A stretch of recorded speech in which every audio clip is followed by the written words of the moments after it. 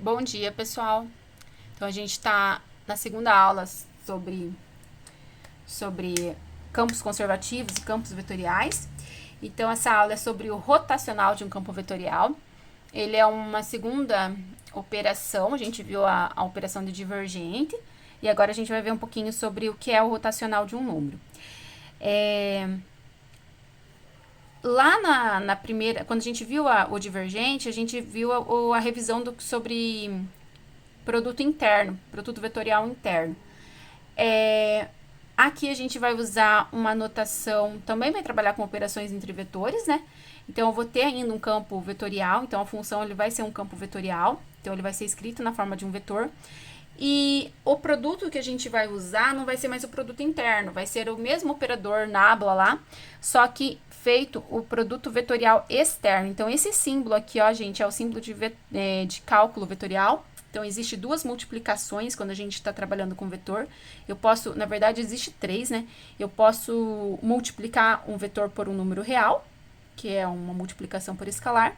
E quando eu estou fazendo a conta entre vetores, eu posso fazer o produto interno dos vetores ou o produto externo. O produto interno, como a gente viu, resulta num número real, ou numa função que representa um número real. E o produto vetorial externo, ele resulta num vetor. Então, sempre o produto vetorial externo vai resultar num vetor, tá? Então, se aparecer esse símbolo aqui de vezes, é o símbolo entre dois vetores, né? É o símbolo de produto vetorial externo, tá? Como que eu faço o cálculo do produto vetorial externo? Aí eu tenho que calcular esse determinante aqui. Então, sempre que eu tiver dois vetores multiplicados, ele é o produto vetorial externo. Dessa maneira, né? Eu uso o determinante. Esse determinante a gente vai chamar de rotacional, porque um dos vetores, ele vai ser esse operador nabla, e o outro vetor vai ser uma função vetorial. Então, quando eu tenho o produto entre um operador nabla e uma função vetorial, a gente chama de rotacional, tá? Então, assim, existem algumas propriedades também, como no do divergente, que eu não vou abordar aqui. Eu vou focar mais em como calcular o rotacional, mas vocês podem dar uma olhada no material lá. Tem as propriedades que envolve e algumas observações interessantes, que, por exemplo, se o rotacional é zero e tal, a gente vai ver isso para frente, que o campo vetorial em questão ele é conservativo, então a gente vai ver alguns conceitos que depende do resultado do rotacional, tá? Então, calcular o rotacional.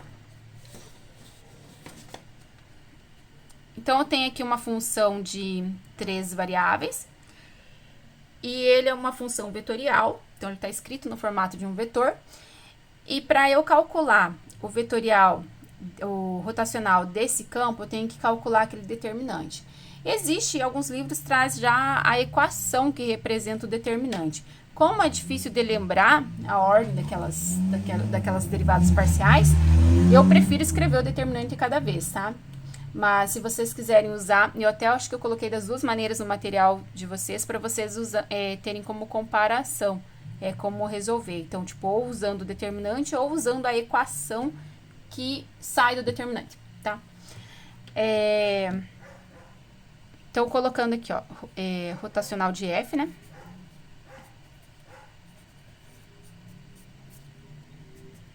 Vai ser o vetor IJK, segundo vetor vai ser a de parciais,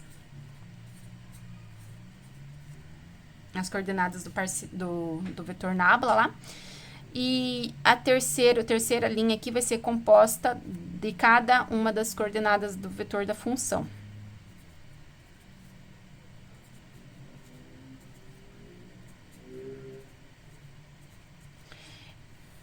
Calcular o determinante. A gente vai calcular da maneira tradicional, tá? Então, ó, multiplica aqui a primeira diagonal. Vai ficar derivada com relação a y da função x quadrado yz em i. Se quiser fazer direto, pode fazer direto, tá, gente? Eu vou fazer passo por passo para vocês entenderem. No material também ficou bem extenso porque eu resolvi deixar passo por passo do que fazer direto e vocês não entenderem de onde surgiram as coisas, tá? Apesar de, para alguns, dificultar um pouco a leitura por causa da quantidade de passos, para a maioria eu acho que facilita, porque porque de vocês... Tá tudo mastigadinho, né? Vocês entendem de onde vem, não vai surgir nada do nada, né? Então, ó, esse termo com esse vai ficar J. E aí, essa outra paralela aqui, ó, né? Y, de parcial de X vezes o K, né?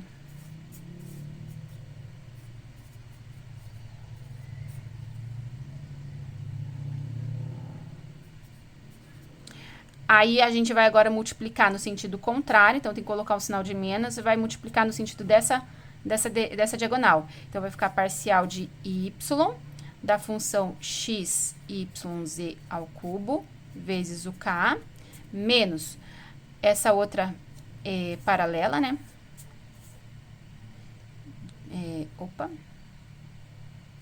Z aqui em cima. De 2xy ao cubo i, menos essa última paralela, né? Parcial de x de menos x quadrado, yz,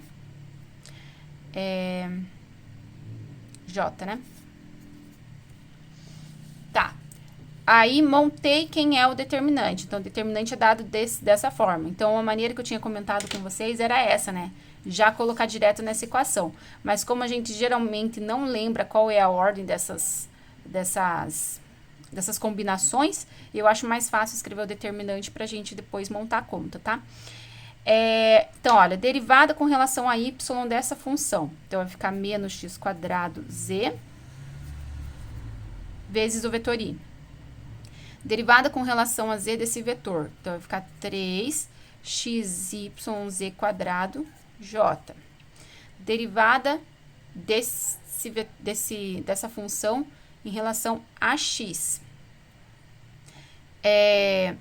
2y ao cubo k. Menos, aí, essa continha aqui. Derivada com relação a y. Xz ao cubo, k, deriva com relação a z essa função. Vai dar 0, porque não tem z ali na conta. E deriva com relação a x essa outra função. Então, vai ficar menos com menos aqui, vai ficar positivo. Opa, esse aqui é da outra conta, né? Vai ficar positivo, 2x... yz vezes o k. Juntando agora quem é os termos semelhantes. Então, o que é o termo semelhante? Eu tenho que juntar os carinhas que tem componente i com carinhas que tem componente i, né? Então, esse carinha aqui é 0, né? Então, não vai contribuir em nada. Então, vai ficar só o menos x quadrado z. Agora, eu vou juntar os caras que tem j. Então, j e... j aqui, né?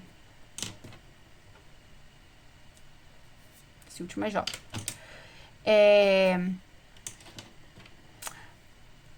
Se eu conseguir somar, beleza. Se eu não conseguir somar, aí eu tenho que deixar representada a soma. Como aqui eu tenho z ao quadrado e aqui eu não tenho z quadrado, então eu vou deixar representada a soma, ó. 3xyz quadrado mais 2xyz. Tudo isso vezes j. Menos ou mais, né? Mais. Esse carinha com relação a k, menos xz ao cubo. K. E esse é o resultado do rotacional. Então, olha, veja que o resultado ele é vetorial. Então, tem o i, tem o j, tem o k que não some. Então, ele é vetorial. E por mais que todo mundo zerasse, ele continuaria sendo um vetor. Seria o vetor de componente 0, 0 e 0, tá? Então, tem que relembrar isso. Sempre que eu estiver resolvendo o rotacional, ele vai dar como resultado um vetor, tá bom? Então, olha, rotacional do campo, coloca a função no determinante, calcula o determinante da função, e aí eu vou resultar num vetor, tá bom? Exemplo B. mesma coisa. Tem, ó, componente I, componente J, componente K. Então, coloca lá, se eu quero rotacional de F, eu vou fazer o determinante. Então, I, J, K, parcial de X, parcial de Y, parcial de Z. E aqui a componente, primeira componente do vetor, segunda componente, é Z, segunda componente do vetor e terceira componente do vetor, tá? Calculando ali o determinante. Então, primeira diagonal. Quem quiser repetir, gente, tem gente que não faz direto o determinante, repete as duas primeiras colunas e vai multiplicando na diagonal, no sentido da diagonal principal e depois no sentido da diagonal secundária, tá? Eu faço direto, mas assim, vai de cada um, né? Vai daquilo que a pessoa consegue fazer. Se consegue entender repetindo, repete, tá? Então, primeira componente, aí, ó, multiplica esses dois, esses três, na verdade, né? Que seria a segunda paralela, né? Mais derivada com relação a z da função x ao cubo, vezes j, mais agora a outra paralela, derivada com relação a x da função xz vezes o k. Quando a gente inverte aqui o sentido da diagonal, a gente tem que colocar o sinal de menos no determinante. Então, derivada com relação a y da função x ao cubo, em função de k, menos a derivada com relação a z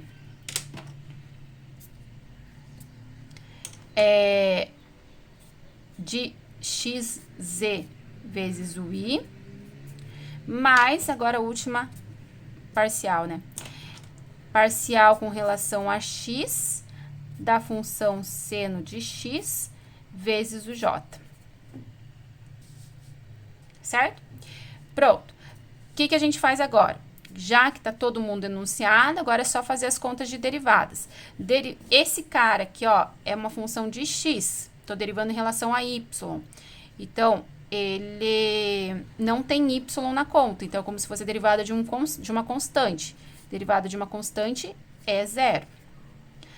Aqui é a mesma coisa. Não tem z na minha função. Só tem x. Então, derivada zero. Aqui tem x. Então, derivo o x e o z é constante. Então, mais z. Derivada do x é 1. Não preciso colocar, porque produto de z vezes 1 é z. Então, só reescreve lá o z. Mesma coisa, não tem y. Então, derivada é zero. Tem z. Derivada aqui vai ser menos x. Derivo z, z é 1. Então, menos x vezes i.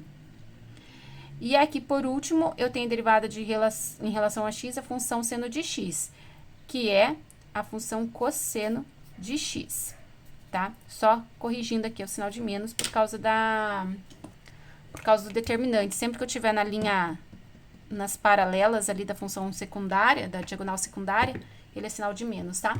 Inverte o sinal, né? Então, vai depender do sinal das funções. Se as funções são positivas, a hora que eu calculo o determinante na diagonal secundária, ele é negativo.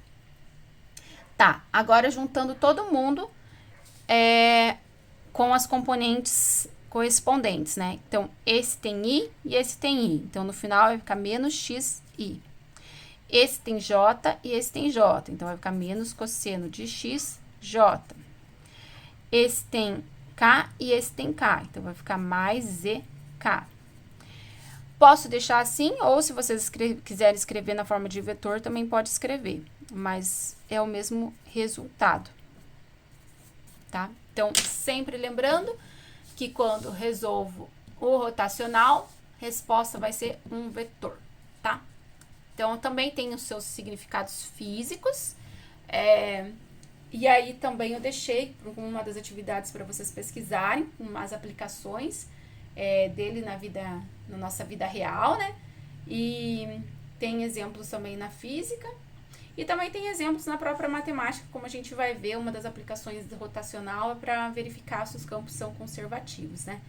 E assim, gente, o cálculo dele, ele não foge muito disso. Então, você só tem que relembrar a ideia mesmo do produto vetorial externo, saber montar bonitinho, não se perder na hora de montar esse determinante, porque tem um monte de parcial, um monte de função, um monte de I, J e K, pode confundir, mas assim, tentem manter bastante atenção na hora de resolver para não errar a continha, né?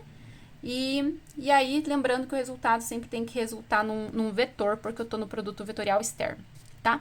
Então, a princípio é isso sobre o vetorial, as aplicações e as ideias de como é a interpretação física desse rotacional, vou deixar para vocês pesquisarem, mas é bem interessante, assim, para vocês darem uma olhada. E também, mais uma vez, reforço que tem no livro no Cálculo B, que eu usei como base, mas também qualquer outro livro de cálculo vocês podem encontrar essa interpretação física e algumas aplicações, tá? Então, por enquanto é isso, gente. Espero que vocês tenham entendido a ideia de calcular o rotacional. E aí a gente se vê na próxima aula, que é sobre campos conservativos, ok? Tchau, tchau e obrigada pela atenção.